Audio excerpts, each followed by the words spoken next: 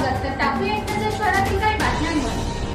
Maharashtra English school trustees association शॉर्टपॉपमध्ये MESTA गेल्या 10 वर्षापासून ही या राज्यामध्ये संपूर्ण इंग्रजी शाळांचं नेतृत्व करते.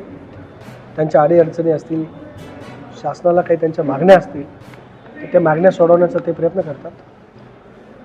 पण नेमकं झालं असं आहे की आमची मूळ मागणी जी होती RTEच्या रिएम्बर्समेंट बाबतीमध्ये 2017 पासून आतापर्यंत कधी 7% देतात, कधी 8% देतात, कधी 5% देतात. 100% पैसे आम्हाला आतापर्यंत दिलेच नाही. म्हणून 3000 कोटी रुपये आमच्या सरकारकडे आता थकलेले आहेत. ते 3000 कोटी येत्या 15 दिवसामध्ये सरकारने शाळांच्या खात्यावर जमा करावे. दुसरी मागणी आम्ही केलेली आहे, स्वतंत्र संरक्षण कायदा आम्हाला करावा. 2026 रोजी जो काही आदेश कल्याण डोंबिवली महानगरपालिकेच्या शिक्षण विभागानं काढला तो म्हणजे विद्यार्थ्यांना युनिफॉर्म आणि बुक्स फ्री द्यावे, तो रद्द करावा. आमचे 3000 कोटी रुपये सरकारवर बाकी आहे, ते तात्काळ त्यांनी सरकारने आमच्या खात्यावर जमा करावे आणि आम्हाला एक स्वतंत्र असा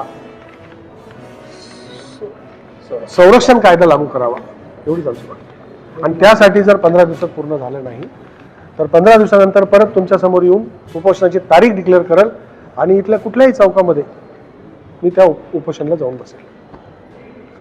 ताज्या घडामोडी पाहण्यासाठी आपल्या चॅनलला सबस्क्राईब करा, लाईक करा, शेअर करा आणि बेल आयकॉन दाबायला विसरू नका.